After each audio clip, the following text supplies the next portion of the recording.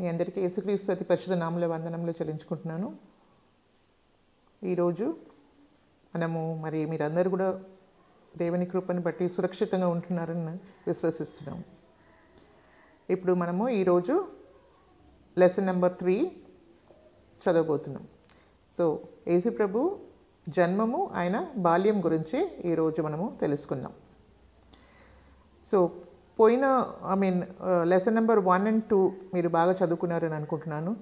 మరి దాంట్లో ఏమేమి మనం చదివాము?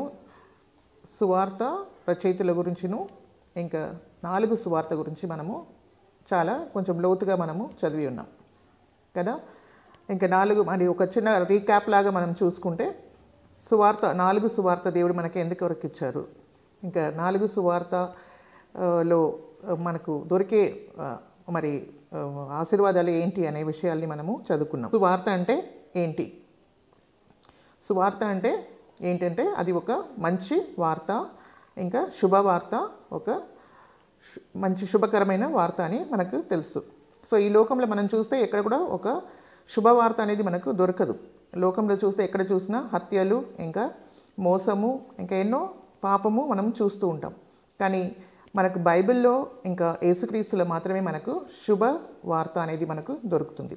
ఎందుకంటే శుభవార్త అంటే దేవుడే మానవుడిగా ఈ లోకానికి వచ్చి, మానవ రూపంలో ఈ లోకానికి వచ్చి, మన నిమిత్తమే, మన పాపం నిమిత్తమై సిలువలో మరణించి మళ్ళీ తిరిగి లేచి మనకు నిత్య జీవం ఇవ్వడానికి, ఇంకా పాపం నుండి మనల్ని విడిపించడానికి, ఇంకా మనల్ని దాని ద్వారా వచ్చిన మరణం నుండి విడిపించి మనకు నూతన జీవం ఇచ్చి నిత్య జీవం ఇవ్వడానికి వచ్చాడు. కాబట్టి మనకు ఎంతో అది ఒక గొప్ప శుభవార్త అయి ఉంటుంది. మెస్సాయా అంటే ఏంటి? మెస్సాయా అంటే చాలామందికి తెలియదు. మెస్సాయా అంటే ఏంటంటే, మెస్సాయా అంటే అభిషక్తుడిని అర్థం అన్నమాట. మనం గ్రీక్లో మనం చూస్తే క్రిస్టోస్ అని ఉంది, ఇంకా మనము హిబ్రూలో చూస్తే మెషియాక్ అని ఉందన్నమాట. మెషియాక్ అంటే మెస్సాయా, దేవుడు ఆత్మ ద్వారా అభిషేకించి ఈ లోకానికి పంపించిన మెస్సాయా అని అర్థము. ఇంకా క్రిస్టోస్ అంటే కూడా అదే, అంటే క్రీస్తు అని అర్థం అన్నమాట. ఇప్పుడు మనము 3rd లెసన్కి మనం వచ్చి ఉన్నాము. సో 3rd లెసన్ యేసుక్రీస్తు జన్మము, ఆయన బాల్యం గురించి మనం ఇప్పుడు నేర్చుకుంటాం. ఓకే, లాస్ట్ టైం మీకు రీడింగ్ పోర్షన్ కూడా మీకు ఇచ్చాం కదా. మత్తయి 1:2, లూకా 1:2. ఇదంతా మీరు బాగా చదివారు అనుకుంటున్నాను, ఎందుకంటే ఇది లోతుగా చదవాలి మనం, సో దట్ ఇప్పుడు మీకు ఈజీగా అర్థమవుతుంది. అదంతా మనం లోతుగా చదివి దాన్ని మనం ధ్యానించాలి. దానికి మీకు ఎన్ని ఇచ్చామంటే only Matthew 1, 2 and Luke 1 and 2. తర్వాత యోహాను సువార్త నుండి 5 చాప్టర్స్ మీరు బాగా చదువుకోమని కూడా మీకు ఇవ్వబడింది. అది కూడా మీరు బాగా క్లియర్గా చదువుకోండి. ఈ వీక్ మీరు ఇంకొక 5 చాప్టర్స్ లైక్ యోహాన్ 6th చాప్టర్ నుండి 10th చాప్టర్ వరకు మీరు బాగా చదువుకోండి. ఓకే, ఇప్పుడు మనము 3rd లెసన్కి వచ్చాం కాబట్టి ఒక చిన్న ప్రార్థన చేసుకొని మనం మొదలు పెట్టుకుంటాం. దేవుని పరిశుద్ధ నామముకు స్తోత్రం. యేసయ్యా, హల్లెలూయా, మీకు స్తోత్రములు చెల్లించుకుంటున్నాం. పరిశుద్ధమైన తండ్రి, మీకే వందనాలు, స్తుతులు, స్తోత్రం చెల్లిస్తున్నాం. ఈ విధంగా ప్రభువా నాయన, సండే స్కూల్లో ప్రభువా నాయన, మీ బిడ్డలతో ప్రభువా నాయన మేము కలిసి ప్రభువా ఉండడానికి, మీ విధంగా ప్రభువా మీ వాక్యంని మేము నేర్చుకోవడానికి మీరు ఇచ్చిన కృప కొరకే మీకు వందనాలు, స్తుతులు, స్తోత్రం చెల్లించుకుంటున్నాము. మా హృదయాల్ని మీరు తెరవండి ప్రభా. మీరే మా బోధకుడై ఉన్నారు కాబట్టి నాయన, మీరే బిడ్డలకు ప్రభా నాయన నేర్పించవలసిందిగా ప్రార్థిస్తున్నాము. ఒక్కొక్కటి ప్రభా నాయన మీ జన్మం గురించిను, మీ బాల్యం గురించిను మేము నేర్చుకుంటున్నప్పుడు ప్రభా పరిశుద్ధాత్మదేవ, మీరే ఒకరికొకరితో మీరు మాట్లాడవలసిందిగా, అనేక విషయాలు తెలియపరచవలసిందిగా ప్రార్థిస్తున్నాం. ఒక్కొక్క బిడ్డని మీరు దీవించండి, ఆశీర్వదించండి. రాబోయే దినాల్లో బిడ్డలని అందరినీ కూడా ప్రభా గొప్పగా మీరు నాయన మార్చి వాళ్ళని వాడుకోవలసిందిగా ప్రార్థిస్తున్నాం. ఇవంతా కూడా మేము యేసుక్రీస్తు అతి పరిశుద్ధ నామములో ప్రార్థించి వేడుకుంటున్నాం తండ్రి, ఆమేన్. ఇప్పుడు కంఠిత వాక్యము యెషయా 9:6, Isaiah 9:6. For unto us a child is born, unto us a son is given, and the government shall be upon his shoulder, and his name shall be called Wonderful, Counselor, the Mighty God, the Everlasting Father, the Prince of Peace. ఏలయనగా మనకు శిశువు పుట్టెను, మనకు కుమారుడు అనుగ్రహింపబడెను, ఆయన భుజము మీద రాజ్యభారం ఉండును.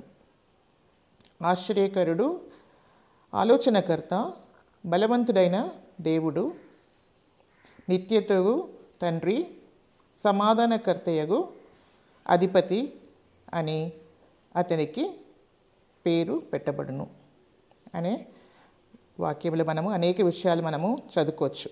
ఏంటంటే మనకు ఒక శిష్యుడు పుట్టెను కదా, కానీ మనకు ఒక కుమారుడు అనుగ్రహింపబడిను. అంటే యేసుప్రభు పుట్టడము ఆయన బిగినింగ్ కాదు, కానీ హీఈస్ ద ఇటర్నల్ సన్. ఆయన దేవుని కుమారుడు, ఆయన నిత్యతగు తండ్రి, ఆయన నిత్యుడైన దేవుడు. ఆయన మనకు ఈ లోకంలో రావడం ద్వారా ఒక మానవుడిగా ఆయన పుట్టాడు. సో మనకు ఇక్కడ తెలుసుకునే విషయం ఏంటంటే, మనకు యేసుప్రభు ఈ లోకంలో రావడము ఏ విధమైందంటే అది దైవ సంబంధమైన ఒక జన్మము అనే విషయంని మనము ఇక్కడ తెలుసుకోగలం. సో మామూలుగా ఈ లోకంలో పుట్టిన పిల్లల్లాగా యేసుక్రీస్తు కాదు, కానీ ఆయన ఏంటంటే ఆయన ఎప్పటి నుండో ఆయన దేవుడై ఉన్నాడు, కానీ ఆయన మానవ రూపం తీసుకొని మరియా గర్భంలో ఆయన పుట్టారు అనే విషయమై దీంట్లో నుండి మనము తెలుసుకోగలం. ఇంకా ఆయన లక్షణాలు కూడా మనము అనేక విషయాలు మనం చూసాం. ఆయన ఆశ్చర్యకరుడు, ఆలోచనకర్త, ఆయన ఇంకా బలవంతుడైన దేవుడు, ఇంకా నిత్యతగు తండ్రి, ఇంకా సమాధానకర్తయగు అధిపతి అనే విషయాల్ని కూడా మనము చూసాం. సో ఇదంతా, ఈ లక్షణాలంతా ఎవరికి కలుగుతుందంటే దేవునికి మాత్రమే చెందుతుంది. సో ఆయన దేవుడు ఈ లోకంలో రావడానికి దేవుడు తీసుకొచ్చిన ఒక మార్గం ఏంటంటే కన్యక గర్భం నుండి పుట్టి ఈ లోకానికి వచ్చారు అనే విషయం మనము ఈ మెమరీ వర్స్ నుండి మనము చూసుకోగలం. సో ముఖ్యంగా దీని లక్ష్యం మనం ఏంటంటే, ఈ లెసన్ మనం చదువుకోగలిగిన లక్ష్యం ఏమంటే, యేసుక్రీస్తు జన్మము దైవ సంబంధమైంది. ఒక మామూలుగా ఈ లోకంలో పుట్టే పిల్లల్లాగా ఆయన పుట్టలేదు, కానీ ఆయన దేవుడై ఉండి ఆయన ఒక మానవుడిగా ఈ లోకానికి వచ్చారు. మరి ఆయన ఒరిజిన్ ఎలాగ ఉందంటే పరిశుద్ధాత్మ ద్వారా ఆయన ఈ లోకానికి వచ్చాడనే విషయాన్ని మనము తెలుసుకున్నాం. సో ఇప్పుడు మనం చూసుకోవాల్సింది ఏంటంటే, కొన్ని విషయాలు మీరు చిన్న క్లాసెస్లో చదువుకొని ఉంటారు కదా, యేసుప్రభు జన్మం గురించిన విషయాలంతా కూడా మీరు చదువుకొని ఉంటారు. సో అదంతా మనం చూస్తే, యేసుప్రభు ఈ లోకంలో ఆయన ఎప్పుడైతే అడుగు పెట్టారో అది చాలా ఒక గొప్ప సంఘటన అయి ఉంది. ఎందుకనగా యేసుప్రభు ఎప్పుడైతే జన్మించారో ఈ లోకంలో ఏమైందంటే చరిత్ర కూడా రెండుగా విభజింపబడినాయి అన్నమాట. ఏంటంటే క్రీస్తు పూర్వము ఇంకా మన ప్రభువు సంవత్సరము అని అర్థం. అంటే బీసీ అండ్ ఏడి కదా. బీసీ అంటే బిఫోర్ క్రైస్ట్, యేసు పూర్వము, ఇంకా ఏడి అంటే యానో డొమిని అంటే మన ప్రభు సంవత్సరంలో అని అర్థము. సో సృష్టికర్త అయిన దేవుడు ఈ లోకానికి వచ్చి ఆయన ఈ లోకంలో ఒక మానవుడిగా అడుగుపెట్టినప్పుడు అది చాలా గొప్ప ఒక సంఘటన కదా. అది ఎంతో పెద్ద సంఘటన అయి ఉంది. సో ఆయన వచ్చిన తర్వాత ఈ చరిత్రని రెండుగా విభజింపబడినాయి. ఇంకా మనకు తెలుసు కదా యేసుప్రభు ఏ విధంగా ఈ లోకంలో పుట్టారు. జస్ట్ మనం చూసుకుంటే యేసుప్రభు తల్లి పేరు మరియా. ఆయన ఎక్కడ పుట్టారు? బెత్లెహేంలో పుట్టారు. తర్వాత ఆయనని ఎవరెవరు చూడడానికి వచ్చారు, దర్శించడానికి వచ్చిన వాళ్ళు ఎవరెవరు? యేసుప్రభుని దర్శించడానికి గొర్రెల కాపర్లు వచ్చి యేసుప్రభుని దర్శించారు. తర్వాత తూర్పు దేశం నుండి కూడా జ్ఞానులు ఒక నక్షత్రాన్ని చూసి యూదుల రాజు ఎక్కడ ఉన్నారని చెప్పేసి వాళ్ళు వెతుక్కుని వచ్చి ఇంకా బాలుడైన యేసుప్రభుని వచ్చి వాళ్ళు పూజించారు. ప్రభు రాకడ కొరకు ఎదురు చూస్తున్న వాళ్ళు కూడా కొంతమంది ఉన్నారనమాట. అక్కడ సిమియోను అనే ఒక వ్యక్తి ఉన్నాడు. ఆయన చాలా భయభక్తి కలిగిన ఒక వ్యక్తి. ఆయన దేవుని మీద చాలా విశ్వాసంతో ఆయన జీవించేవాడు అనమాట. ఆయనకు పరిశుద్ధాత్మ ద్వారా ఏం తెలియపరచబడిందంటే, ఆయన దేవుణ్ణి క్రీస్తుని చూసే వరకు కూడా ఆయన చనిపోడు అనమాట. ఆయన దేవుని క్రీస్తుని చూసిన తర్వాతనే ఆయన మరణము సంభవిస్తుందని ఆయనకు పరిశుద్ధాత్మ ద్వారా తెలియపరచబడినాయి. అందుకనే ఆయన ఎంతో ఆసక్తితో ఆయన ప్రభు రాకడ కొరకై, ప్రభు జన్మం కొరకై, క్రీస్తు జన్మం కొరకై ఆయన ఎదురు చూస్తూ ఉన్నాడు అనమాట. అప్పుడు ఎప్పుడైతే తల్లి అయిన మరియాను తండ్రి ఇద్దరు కూడా టెంపుల్కి వచ్చారు, మందిరానికి వచ్చి బాలుడైన యేసుప్రభుని 8 రోజులు తీసుకొచ్చి ఆయనకు చేయవలసిన కార్యక్రమం చేయడానికి తీసుకొచ్చినప్పుడు అప్పుడు సిమియోను అక్కడికి పరిశుద్ధాత్మ ద్వారా రాబడ్డాడు అనమాట. ఆయన ఏం చేశారంటే ఆయన ఆ బాలుడిని చేతిలో పట్టుకొని ఆయన ఎంతో దేవుని స్తుతించాడు. సో అది ఒకటి. తర్వాత అన్న అనే ఒక ప్రవక్తి కూడా అక్కడ ఉందన్నమాట. ఆమె 84 సంవత్సరం కలిగిన చాలా వృద్ధాప్యం కలిగిన ఒక వ్యక్తి. ఆమె కూడా ఎంతో, ఆమె 7 సంవత్సరాలు మాత్రమే తన మ్యారేజ్ చేసుకున్న తర్వాత 7 సంవత్సరాలు మాత్రమే ఆమె తన భర్తతో ఆమె జీవించిందనమాట. తర్వాత ఆమె విధవరాలు అయిన తర్వాత ఆమె మందిరంలో వచ్చి దివారాత్రము ఆమె ఏం చేసిందంటే ఉపవాసంతోనూ ప్రార్థనతోనూ దేవుణ్ణి సేవిస్తూ వచ్చింది. ఆమె కూడా రక్షణ కొరకు కనిపెట్టే అందరికి కూడా ఆమె ఏం చేసిందంటే యేసు ప్రభు గురించి ఆమె అందరికి కూడా వివరించి చెప్పిందనమాట.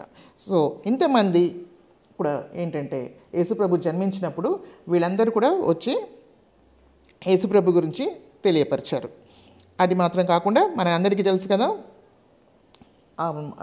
అంటే జ్ఞానులు ఎప్పుడైతే తూర్పు దేశంలో జ్ఞానులు వచ్చారో వాళ్ళు ఏం చేశారు, వాళ్ళు ఆ నక్షత్రాన్ని చూసుకొని వాళ్ళు అక్కడికి రావడము జరిగింది. అక్కడ వచ్చినప్పుడు వాళ్ళు ఎక్కడికి వెళ్ళారంటే హేరోదు రాజు దగ్గరికి వెళ్ళారు. సో ఆ సమయంలో హేరోదు రాజు ఏం చేశారంటే ఆయన దగ్గర వచ్చి యూదుల రాజు ఎక్కడ అని అడిగినప్పుడు ఆయనలో ఏమైందంటే కలవరం పుట్టింది. ఎందుకు కలవరం పుట్టింది?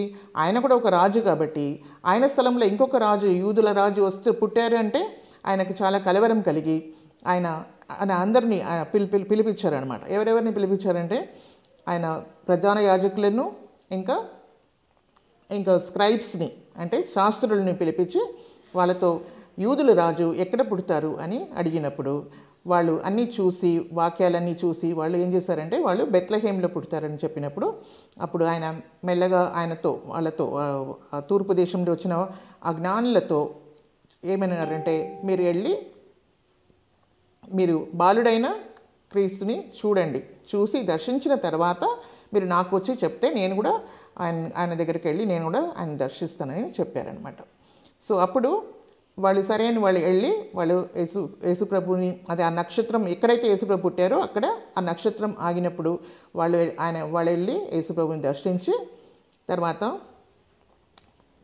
దేవుని ద్వారా వాళ్ళకు తెలియపరచబడింది అనమాట. మీరు అక్కడ ఉండడానికి, అక్కడ హేరోదు దగ్గర వెళ్ళడానికి వీల్లేదు, మీరు వేరే దారి నుండి వెళ్ళిపోమంటే వాళ్ళు వేరే దారి నుండి వెళ్ళిపోయారనమాట.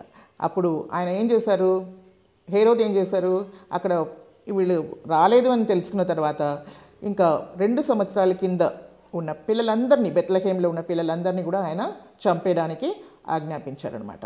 కానీ దానికి ముందే దేవుడు యోసేపుకు చెప్పి స్వప్నంలో కనిపించి ఇంకా బాలుడైన యేసుని మీరు తీసుకొని ఐగుప్తుకు తీసుకొని వెళ్ళిపోమని చెప్పినప్పుడు వాళ్ళు తల్లిని తీసుకొని బాలుడైన యేసుని కూడా తీసుకొని వాళ్ళు ఐగుప్తుకు వెళ్ళిపోయారనమాట. సో ఆ విధంగా మనం చూస్తే అన్నిట్లో కూడా గాడ్స్ ఇంటర్వెన్షన్ ఈజ్ దేర్ కదా, దేవుడు అన్నిట్లో కూడా ఏ విధంగా ప్రొటెక్ట్ చేశారు అనే విషయాన్ని మనము తెలుసుకోగలమండి. తర్వాత ఆయన అక్కడ ఉండి తర్వాత అక్కడ నుండి మళ్ళీ తిరిగి రావడము ఎప్పుడైతే ఆయనకు తెలియపరిచిందనమాట, ఇలాగ హేరోదు చనిపోయారు మీరు వెళ్ళిపోవచ్చు అంటే మళ్ళీ వాళ్ళు తిరిగి రావడము జరిగిందనమాట. ఆ విధంగా వాళ్ళు నజరేత్ అనే ఒక స్థలంలో వచ్చి వాళ్ళు జీవించారు. ఇప్పుడు మనము యేసుప్రభు జన్మము గురించిన వాగ్దానములు ఇంకా ప్రవచనాల గురించి మనం తెలుసుకుందాం. సో అనేక విధమైన వాగ్దానాలు దేవుడు మనకు అనుగ్రహించున్నారు. యేసుప్రభు ఈ లోకానికి వస్తారు, ఆయన జన్మం గురించిన విషయాలు మనకు బైబిల్లో చాలా ఉన్నాయన్నమాట. ఇక్కడ మనం చూస్తే మొదటి వాగ్దానం మనకు ఎక్కడ దొరుకుతుందంటే ఆదికాండము 3వ అధ్యాయము 15వ వచనంలో మనము చూడవచ్చు. ఇక్కడ ఏమని ఉంది, and I will put my enmity between thee and the woman and between thy seed and her seed. It shall bruise thy head and thou shalt bruise his heel అని ఉంది. అంటే మరియు నీకును స్త్రీకిని నీ సంతానమునకును ఆమె సంతానముకును వైరము కలుగ చేసేదను, అది నిన్ను తల మీద కొట్టును, నీవు దానిని మెడమ మీద కొట్టెదవు అని చెప్పిందన్నమాట. అనే వాక్యం, అది వాగ్దానం ఒకటి దేవుడు అనుగ్రహించారు. అంటే మొదటిగా ఆదాం హవ్వ ఎప్పుడైతే పాపం చేశారో మనందరికీ తెలుసు కదా, ఏదైనా తోటంలో వాళ్ళు ఉన్నప్పుడు ఏం జరిగినాయి. దేవుడు వాళ్ళకి ఒక ఆజ్ఞని అనుగ్రహించారు. ఆజ్ఞ ఏంటంటే అక్కడ అనేక వృక్షాలు ఉన్నాయి, అన్నీ కూడా వాళ్ళు తీసుకొని తినడానికి వాళ్ళకి ఇది పర్మిషన్ ఉందన్నమాట. కానీ అక్కడ ఒక్క చెట్టు మాత్రం, ఒక్క వృక్షం మాత్రం ఉంది. అది ఏంటంటే మంచి చెడ్డ ఒక జ్ఞానం ఇచ్చే ఒక చెట్టు, ఒక వృక్షం ఉంది. అందులోకి వెళ్ళి ఎలాంటి ఆ వృక్ష ఫలాల్ని తినకూడదని దేవుడు ఆజ్ఞాపించారు. That was a test God has given to Adam. కానీ అక్కడ సర్పం వచ్చి ఏం చేసింది, హవ్వాని మోసం చేసి తినకూడదని చెప్పిన ఆ పండుని తినడానికి ప్రేరేపించింది కదా. అప్పుడు ఆ సర్పం అంటే ఏంటంటే, సర్పం సాతానే. ఆ సర్పం రూపంలో సాతాను వచ్చి ఆమెని మోసం చేసినప్పుడు ఆమెకి అది చాలా బాగా కనిపించి రమ్యంగా ఉంది, చూడడానికి బాగుంది, ఇంకా నేను జ్ఞానం పొందడానికి బాగుంది వృక్షం అని చెప్పేసి ఆమె దాన్ని తీసి తిన్నాక తన భర్తకు కూడా ఆమె ఇచ్చిందనమాట, ఆదాముకు కూడా ఇచ్చింది. సో ఆ విధంగా వాళ్ళు ఏం చేశారు, దేవునికి విరుద్ధంగా పాపం చేశారు. అప్పుడు దేవుడు వచ్చి ప్రతి వాళ్ళకు కూడా ఒక తీర్పు ఇస్తున్నారు అనమాట. అప్పుడు ఒక వాగ్దానం కూడా, తీర్పుతో సహా ఒక వాగ్దానం కూడా దేవుడు ఇచ్చాడు. అదేంటంటే స్త్రీ సంతానము వచ్చును, ఇంకా స్త్రీకిను ఇంకా సర్పంకిను వైరంని నేను కలిగిస్తాను. స్త్రీ సంతానము ఇంకా సర్ప సంతానము మధ్యలో ఒక పెద్ద యుద్ధం ఉంటుంది. అంటే స్త్రీ సంతానం ఏం చేస్తారు, సర్ప సంతానంని తల మీద చితగదొక్కుతారు. ఇంకా సర్పం ఏం చేస్తుంది, స్త్రీ సంతానంని మెడమ మీద కొడుతుంది అనే విషయంని అక్కడ చెప్పారు. అంటే ఒక స్త్రీ సంతానం అనే విషయంని మనం ఇక్కడ చూస్తున్నాం అన్నమాట. ఇక్కడ ఒక స్త్రీ సంతానం ఇక్కడ వస్తారు. సో ఆ స్త్రీ సంతానము ఈ లోకానికి రావాలి. అది ఫస్ట్గా ఏంటంటే, ఇప్పుడు తల మీద కొడుతుందంటే ఏంటంటే సైతాన్ అధికారాన్ని తీసివేయడానికి స్త్రీ సంతానం ఈ లోకానికి రావాలి అనే విషయంని చాలా బాగా తెలియపరిచారనమాట. అది మొదటిగా దేవుడిచ్చిన ఒక వాగ్దానం. అది జెనసిస్ అంటే ఆదికాండము 3వ అధ్యాయము 15వ వచనంలో మనము చూడగలం. రెండోదిగా మనం చూడొచ్చు, దేవుడు అబ్రహాంని ఎన్నుకున్నారు. అబ్రహాంని ఎన్నుకొని ఇంకా ఆయనని వాళ్ళ స్వదేశాన్ని వదిలిపెట్టి వాళ్ళు వేరే స్థలంకి దేవుడు చూపించే ఒక దేశానికి వెళ్ళమని దేవుడు వాళ్ళతో చెప్పారనమాట. ఆయనతో చెప్పినప్పుడు ఆయన దేవునికి ఎంతో లోబడి ఆయన విశ్వాసంతో ఆయన ముందుకు వెళ్ళిపోతున్నారు అనమాట. సో ఆయన విశ్వాసాన్ని చూసిన దేవుడు ఆయనకు ఏమిచ్చారు, ఆయనకు కూడా ఒక వాగ్దానంని కలిగించారు. అది మనకి ఎక్కడ దొరుకుతుందంటే ఆదికాండము 22:18 దొరుకుతుందన్నమాట.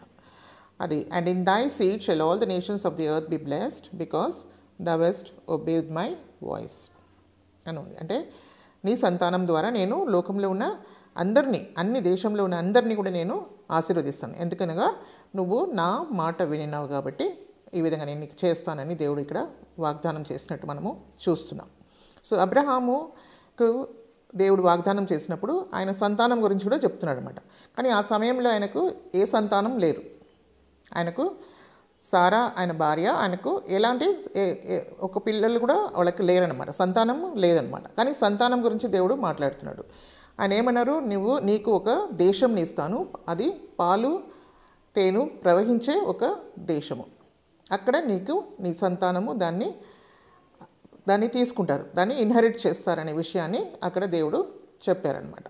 సో అప్పుడు పిలిచినప్పుడు ఆయనకు ఎంత వయసు అంటే 75 సంవత్సరములు.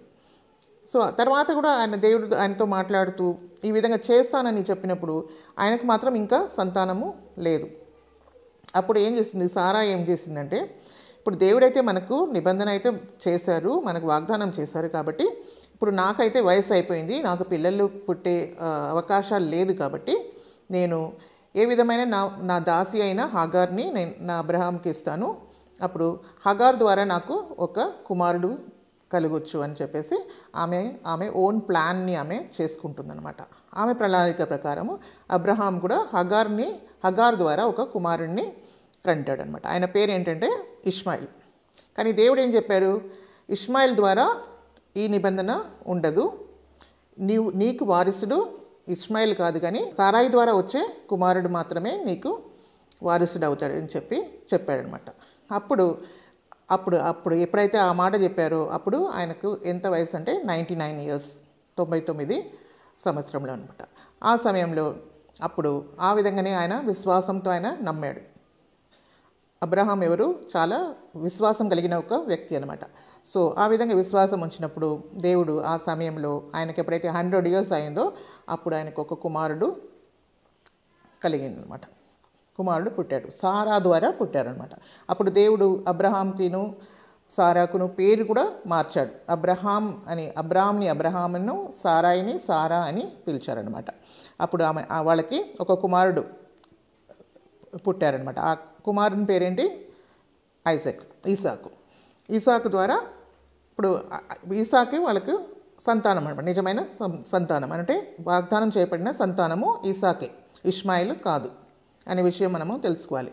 తర్వాత ఈసాకు పెద్దగా అయినాక దేవుడు ఏం చెప్పాడు? నువ్వు నీ కుమారుడైన ఈసాకుని తీసుకెళ్ళి నాకు బలి అర్పించు అని చెప్పినప్పుడు అబ్రహాము ఎలాంటి మాట వెనకాడకుండా ఆయన ఏం చేశారంటే ఆయన కుమారుడిని తీసుకొని బలి అర్పించడానికి వెళ్ళిపోయారనమాట. సో ఆయన చాలా విశ్వాసం కలిగినవాడు కాబట్టి ఆయన ఏమనుకున్నాడు?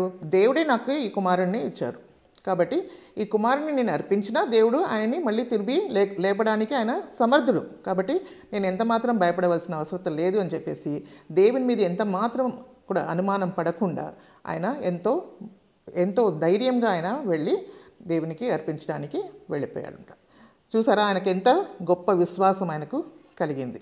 దేవుని మీద విశ్వాసం లేకుండా దేవుని మనం ఎప్పుడు కూడా మనము సంతోషపరచలేము కదా. సో అబ్రహాంకు అలాంటి గొప్ప విశ్వాసము ఉండిందనమాట.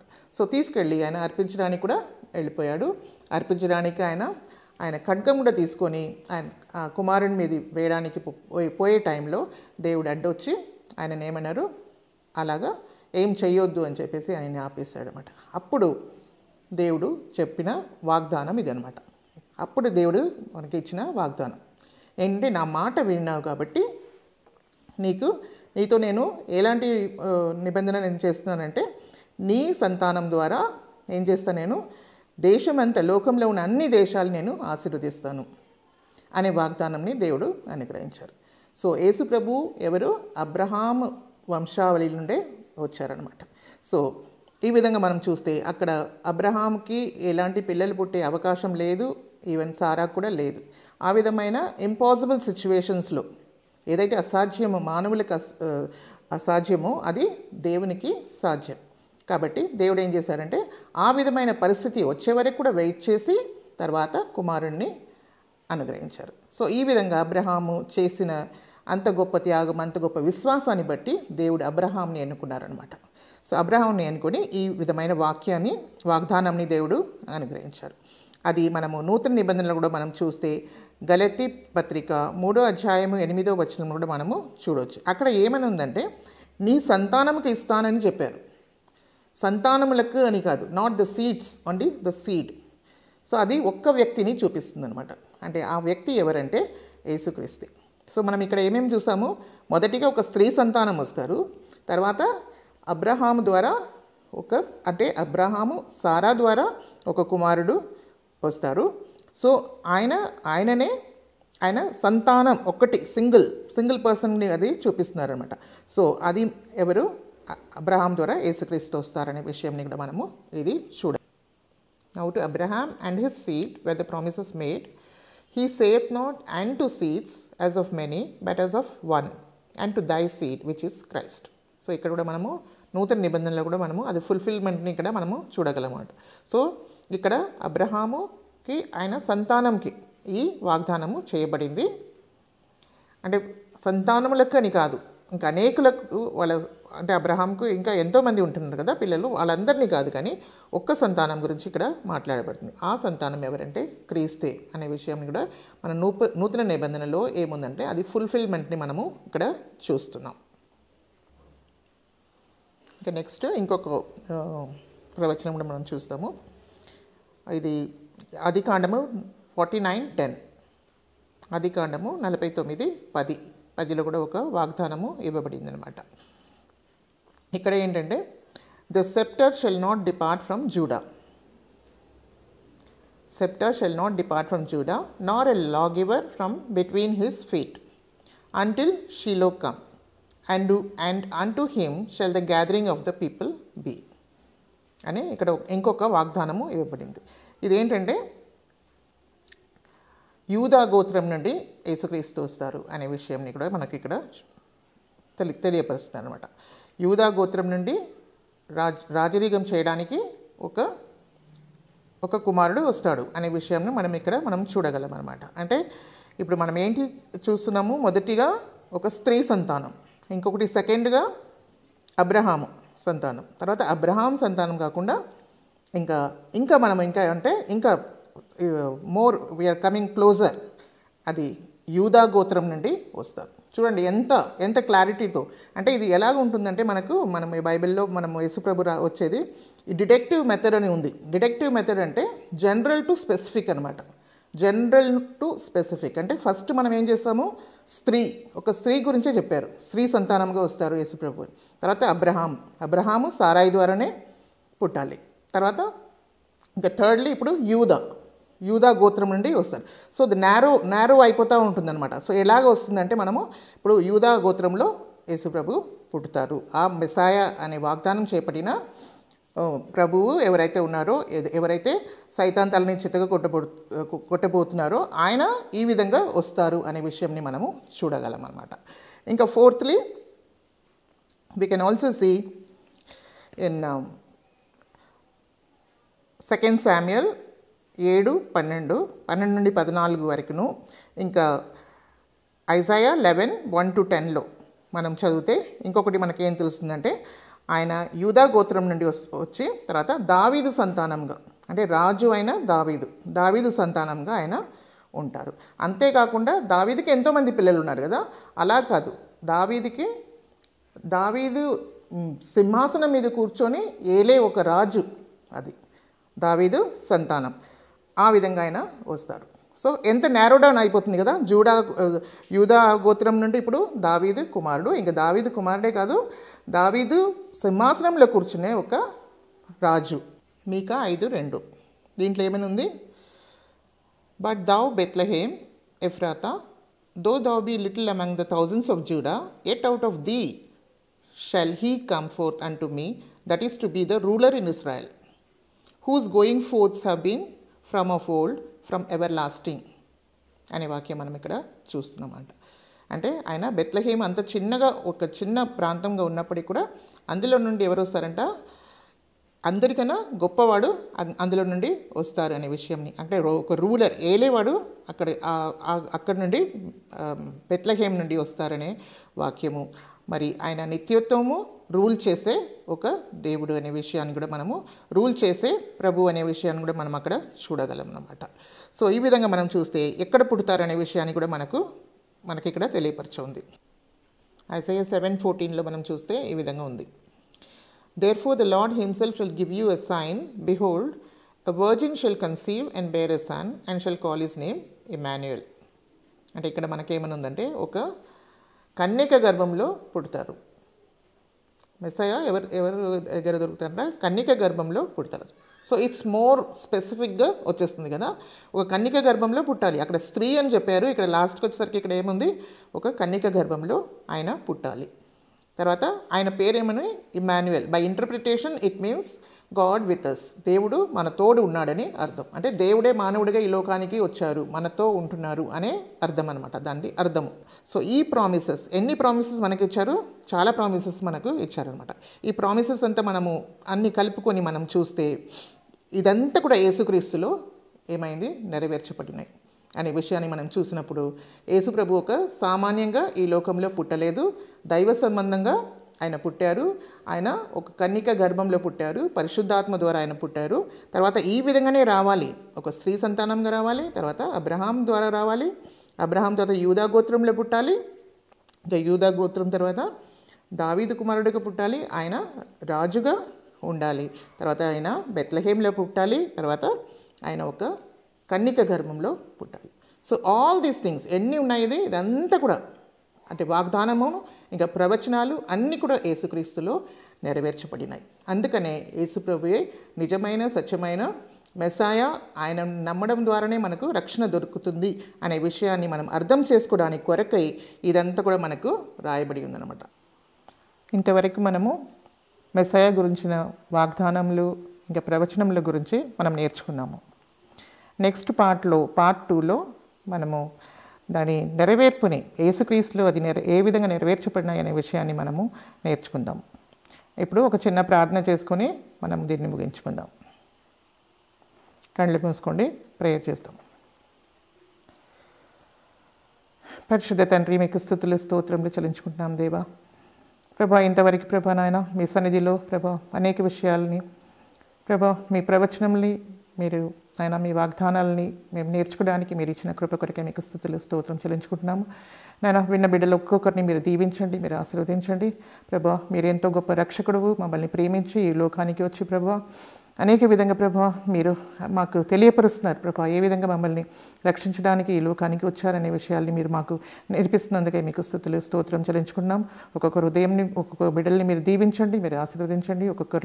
ఒక్కరిలో మీరు పరిశుద్ధాత్మ కార్యం మీరు జరిగించి మీరే మహిమ ఘనత ప్రభావాలను పొందుకోవాల్సిందిగా మీకే మహిమ ఘనత ప్రభావాలను చెల్లిస్తూ యేసు ప్రభు పరిశుద్ధ నామంలో ప్రార్థించి వేడుకుంటున్నాం తండ్రి, ఆమేన్. దేవుడు మిమ్మల్ని అందరినీ దీవించును గాక. ఆమేన్.